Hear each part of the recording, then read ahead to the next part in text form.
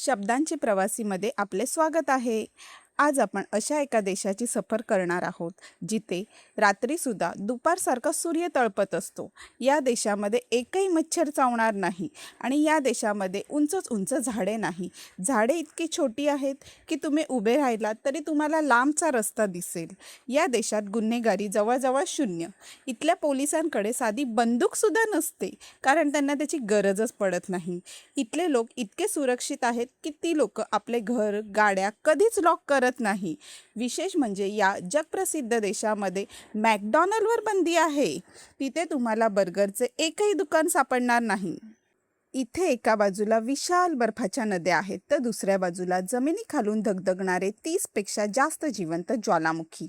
म्हणूनच याला अग्नी आणि बर्फाची भूमी म्हणतात. इथे आकाशात रात्रीच्या वेळी हिरव्या आणि जांभळ्या रंगाची जादू पाहायला मिळते, ज्याला आपण नॉर्दर्न लाईट्स म्हणतो. इथे लोकांकडे आपल्यासारखी पिढ्यानपिढ्या चालत आलेली आडनावे नसतात. मुलाचे आडनाव हे वडिलांच्या नावावरून ठरते. तसेच इथल्या लोकांना पुस्तकाचे इतके वेड आहे की ख्रिसमसच्या रात्री प्रत्येकजण एकमेकांना पुस्तके भेट देतो आणि रात्रभर त्याचे वाचन करतात. जगातील सर्वात जुनी संसद असलेला, एकही रेल्वे नसलेला आणि निसर्गाचे अजब नवल जपणारा हा देश म्हणजे कोणता माहितीये?